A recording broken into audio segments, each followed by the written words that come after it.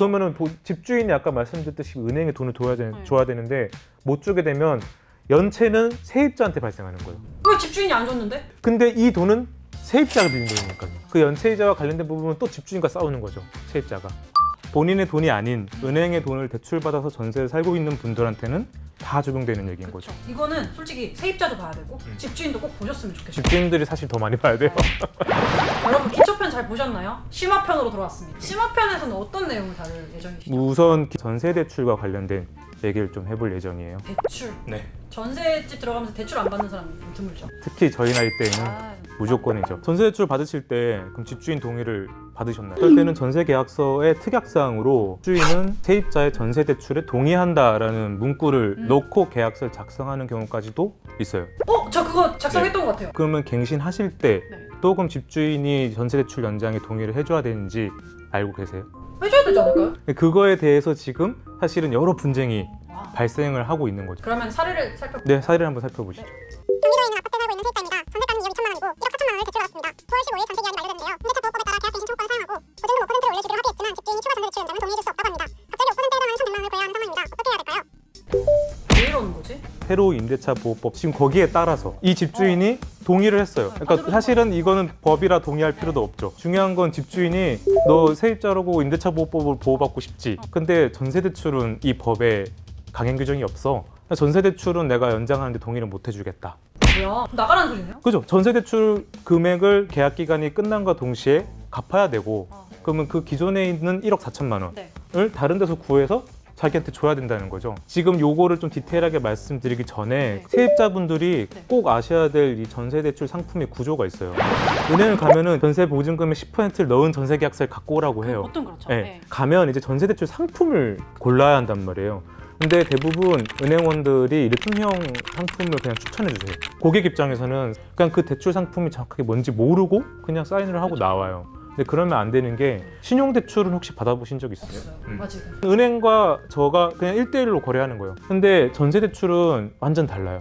저도 있고 집주인도 있고 은행도 있고 보증기관이 있어요. 보증기관? 은행에서 전세계약을 바탕으로 대출을 해주겠다고 하는데 어떤 특정 보증사가 보증해주는 대출 상품을 권유를 해요. 어느 보증기관이라고 설명은 해주지만 왜 보증을 받아야 되는지는 설명을 안 해요. 모르죠. 네, 모르죠. 전세대출 받은 대출금이 본인에게 직접 올 것 같아요? 집주인한테 갈 것 같아요? 저한테 오지 않죠. 내가 대출 받았는데 왜 내 계좌로 돈이 안 들어올까? 대출은 전세자금으로만 사용해야 해요. 사실은 저희를 못 믿는 거죠. 이게 신용대출과 우선 첫 번째 차이죠. 신용대출 기간이 만료가 되면 돈을 제가 갚으면 되잖아요. 지금 이 전세대출 같은 경우는 돈이 집주인한테 있잖아요. 저한테 없고. 그러면은 집주인한테 돈을 받아야 한단 말이죠. 안 줄 수 있겠는데? 그죠? 내가 집주인이었으면.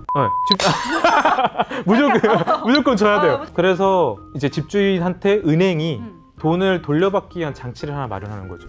약간 보험 같은. 그죠? 은행이 집주인에게 돈을 줬죠, 대출금을. 그쵸. 그러면 이 사람은 돈을 갚아야 될 사람이 되죠, 집주인은. 은행은 이 돈을 받아야 될 채권을 가지고 있는 채권자가 되죠. 그래서 나중에 돈을 못 돌려주면 나 이 채권을 가지고 있는 채권자니까 돈을 돌려줘라고 채무자에게 요구할 수 있는 권리를 갖고 있는 채권이 있는데 집주인이 돈을 돌려주지 못할 경우를 대비해서 돈을 돌려받을 수 있는 보험을 드는 거죠. 이 권리를 보증기관이 가져가는 거예요. 채권을 왜 가져가야 되냐면 나중에 돈을 못 돌려받을 수 있는 상황 때 우선 보증기관은 은행한테 먼저 돈을 줘요. 그쵸. 그럼 이 돈을 집주인한테 받아내야 되잖아요. 그쵸. 나중에. 그러면 그럴 만한 자격이 있어야죠. 보증기관은 은행한테 보증을 제공한다는 보증서를 제공하고 그 채권을 받아가는 거예요. 그게 채권 양도고 아니면 채권을 아예 양도받지 않고 영화 아저씨 보셨죠? 봤죠. 원빈이 거기서 전당포하죠. 여자 꼬맹이 주인공이랑 그 엄마 주인공 있잖아요. 카메라를 맡기고 돈 얼마 받아가잖아요. 그거랑 똑같아요. 원빈이 나중에 그 여자 주인공이 안 왔을 때 그 카메라는 원빈 거잖아요. 똑같이 채권의 질권을 설정한다 말이 있거든요.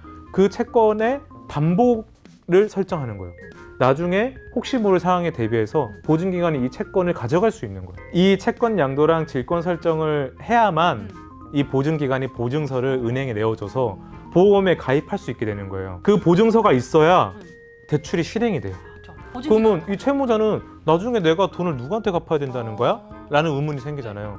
그래서 그걸 알려줘야 돼요. 지금 이 채권이 보증기관한테 와 있으니까 이 보증금은 은행에 돌려줘야 되는 거니 은행에 보내주면 된다. 세입자한테 주지 말고. 네. 다만 혹시나 무슨 일이 발생할 경우를 대비해서 너랑 은행이 갖고 있던 채권 관계의 채권이 나한테 왔다. 아니면 여기에 질권이 설정됐으니 그렇게 알고 계셔라. 라고 통지만 하면 돼요. 그러면 통지를 받으면 네. 사실 끝. 끝나요? 그리고 나서 보증서가 나가고 대출이 실행이 돼요. 통지만 해도 된다고 했으면 은행에서 집주인한테 동의를 안 받아도 되는 거 아니에요? 은행이 또 자기네들의 자체적인 안전판을 만드는 거예요. 이 집주인이 이거를 동의하는 의사까지 밝힌 서류를 자기네들이 가지고 있는 거예요. 짚고 넘어가야 되는 게 법상 요구하는 게 아니에요. 정확하게는 집주인의 동의를 받을 필요가 애초에 없다. 이거 만약에 세입자 저가 만약에 네. 갔는데 은행에서 받아오라 그러면은 필요 없다고 했는데요 이렇게 당당하게 말할 수 있겠네요. 이걸 알면 이 사실을. 그럼요. 뭐 동의를 안 받아도 된다 그러면 그냥 스르륵 하면 되는 거 아니에요? 이게 보증기관마다 그 보증서를 발급해줄 때 하는 방식이 조금씩 달라요. 이름이 너무 헷갈려요. 제가 정리하고 갈게요. 정리. 첫 번째. 첫 번째, 주택금융공사. 주택금융공사는 통지도 필요 없다. 네. 두 번째는 주택도시보증공사. HUG는 채권양도 방식을 선택하기 때문에 그래서 집주인 통지를 거쳐야 돼요. 그리고 마지막으로 서울보증보험은 채권 양도도 하고 직권 설정 방식도 해요. 그러니까 둘 중 하나를 선택하는 경우가 있기 때문에 얘네도 집주인 통지 필요하죠. 이거 해도 되나? 근데 주금공 홍보가 될 수도 있긴 한데 뒷광고 뭐 이런 거 없잖아요. 네. 이거 그런 거 없어요. 그거 없어요. 집주인을 통제하는 과정에서 자기 집에 무슨 일이 생기는 줄 알고 저항을 하시는 분들이 계신다고 하더라고요. 그래서 그것조차 피곤하시면 HF 걸로 추가 대출을 받으셔라 제안하시는 경우도 있대요. 그래서 지금 이 케이스 같은 경우에는 새로 전세 대출 받는 거는 사실 은행에서 신규 대출 취급해요. 이 과정에서 이제 집주인들이 이만큼의 부분에 대한 전세 대출에 동의를 해주지 않겠다고 버티기 시작하는 거죠. 금융위원회랑 국토교통부 그리고 여러 보증기관을 통해 가지고 집주인 동의 받을 필요 없다라고 하면서 구체적인 가이드라인을 발표를 했고 그 시중은행에서 8월 31일자로 본점에서 각 지점에 변경된 가이드라인을 다 내려보냈어요. 이제 그 가이드라인 내려간 이후에 연장이 됐다고 해요. 그러면 기존 대출은 동의를 받아야 되는지 필요 없지 않아요? 근데 이것도 만약에 동의를 받아야 한다고 우기시면은 그것도 안 받아도 된다고 알고 계시면 돼요. 전세 대출의 기본이 되는 전세 계약이 제대로 연장됐는지만 은행에서 확인을 해요. 그것만 은행에서 확인을 하면 기존 대출은 그대로 연장이 돼요. 그러면은 이해가 된 것 같으니까 사례 두 번째로 넘어가 볼까요? 경기도에 있는 아파트에 살고 있는 세입자입니다. 전세가는 2억이고 1억 2천만 원을 대출받았습니다. 8월 31일 전세 기한이 만료됐는데요. 2억 원에 5%인 1천만 원을 올리고 전세 계약을 연장하기로 집주인과 합의를 했습니다. 그런데 집주인이 갑자기 은행과 보증기관의 연락을 의도적으로 회피하고 심지어 기존 대출 연장을 위한 연락도 피하고 있습니다. 1천만 원을 추가로 대출받아야 하는 상황인데 이럴 때 어떻게 해야 하나요?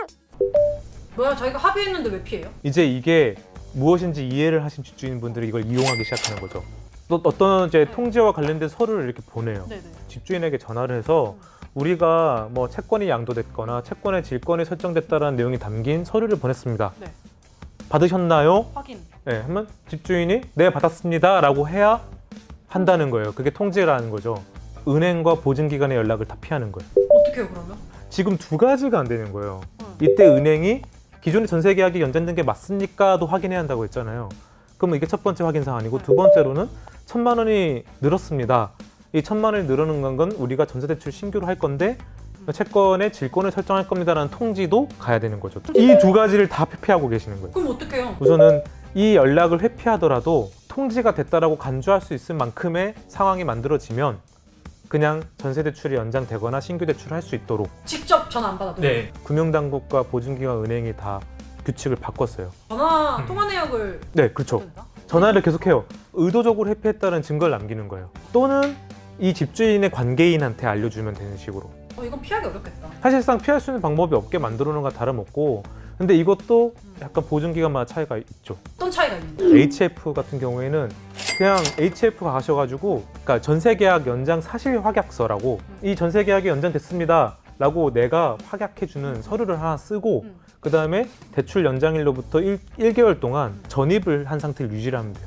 또 이 방법 말고 이 세입자의 배우자에게 이 전세계약이 연장된 게 맞아요 라고 확인받아도 연장이 돼요. H 말고 HUG 같은 경우에는 통지를 아무리 해도 안 된다고 하면 그냥 해준다. 그리고 서울보증보험 이제 SIG 같은 경우에는 집주인이 너무 과도하게 연락을 안 받는 게 맞는지 이런 거를 하나하나 체크를 해보고 그냥 개별 심사를 통해 연장 여부를 결정한다. 그러면은 이번 사례 2의 경우에는 이 세입자 같은 경우는 기존에 가입했던 전세 대출 상품이 그러니까 HUG 거에 보증이 들어간 대출 상품이니까요. 그 HUG 상품에 따라서 보증이 진행이 되고 통지도 진행이 되는 건데 집주인이 연락을 피하잖아요. 그냥 되는 거죠. 그냥 연장해준다. 연장해준다니까. 이제 마지막 사례를 소개해드릴 시간인데요. 사실은 사례 2 분이 풀스토리를 가지고 계시잖아요. 그렇죠. 지금 이 영상을 보고 계시는 분들한테도 충분히 일어날 수 있는 일이라는 거를 알려드리고 싶어서 이 사례를 세세히 좀 소개를 해드리고 지금은 어떻게 좀 처리가 됐는지를 말씀을 해드리는 게 좋을 것 같아요. 제가 전세를 살고 있는 아파트는 부부 공동 소유입니다. 집주인 중 한 명과 보증금 인상 없이 전세 계약을 연장하기로 구두로 합의했습니다. 하지만 계약 기일심이 다가오다 집주인 중 다른 한 명이 보증금을 올려야만 계약을 연장할 수 있다고 주장합니다. 보증금 1억 원을 못 올려주면 나가라고 하는데 어떻게 해야 할까요? %밖에 못 올리니까 1억을 못 받는다는 거에 화가 난 거예요. 법이 개정이 바뀌었는데 됐는데 법이 싫은 거죠. 그럼 어떻게? 어떻게 하면 이 사람이 나갈 수 있을까를 너무 나쁜 말. 고민하기 시작한 거죠. 야. 근데 여기서 저는 포인트가 부인이랑 싸우시면 될 것 같아요. 그렇죠? 둘이 합의를 해야지 왜 둘이 말이 달라? 근데 뭐 상관없어요. 이제 동의 안 해도 되니까. 상관없죠. 근데 이때만 해도 은행은 집주인이 한 명이 이렇게 길길이 날뛰면 전세 대출을 연장을 안 해줬어요. 그래서 와이프 분께서 그러면 나가는 건 어떻겠느냐, 차라리 전세 보증금을 받아서 다른 집을 구해도 돼요. 네. 근데 문제는 이 집 남편분께서 부동산 투자를 좀 즐겨 하시는 분인 거죠. 지금 예. 근데 이분은 지금 새로운 세입자가 구해지지 않은 상태예요. 돈은 없어요. 그러면은 집주인이 아까 말씀드렸듯이 은행에 돈을 네. 줘야 되는데 못 주게 되면 연체는 세입자한테 발생하는 거예요. 왜 집주인이 안 줬는데? 네. 근데 이 돈은 세입자가 빌린 돈이니까요. 그 연체이자와 관련된 부분은 또 집주인과 싸우는 거죠. 세입자가.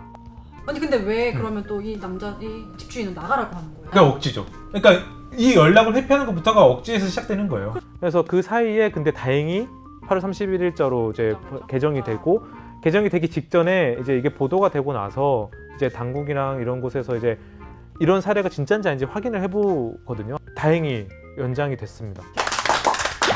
이거 영상 보시고 잘 알아서 이렇게 막 집주인 몰래 해도 되나요? 이런 얘기 안 하시고 그럴 필요 건강하게 없어요. 받으셨으면 좋겠어요. 그럴 필요 없습니다. 그럴 필요 없고 해달라고 하소연할 필요도 없고 동의 필요가 하면 그 일을 하라고 보증기간이 있는 거고 보증기관과 은행이 각자의 규칙을 바꿔서 최대한 세입자에게 유리하게 바꿨기 때문에 좀 든든해요. 2년 뒤에 계약 연장할 수 있을 것 같아요. 이제 제보가 오시거나 저한테 물어보시는 분들 중에 집주인이 이렇다는데요? 집주인이 이렇다는데요? 라고 시작하는 분이 거의 100에 100명이에요. 예를 들면 집주인의 설명을 한번 검증해 볼 필요는 있다. 근데 검증하는 과정에서는 당연히 금융기관이나 거래했던 공인중개사에게 물어보시면 될 것 같고 집주인께서는 사실 전세대출이 들어오는 게 전혀 본인에게 전세권이나 본인의 집에 대한 공격이 아닌 거를 인지했으면 좋겠어요. 이거보다 더 잔혹한 사례, 도시괴담 같은 사례가 있다 하면은 기자님의 메일로 네, 제 메일로 사연을 이렇게 보내주세요. 보내주세요. 기타 없이 보내셔도 메일 주시면은 네. 늦더라도 답장을 해주시겠다. 네, 최대한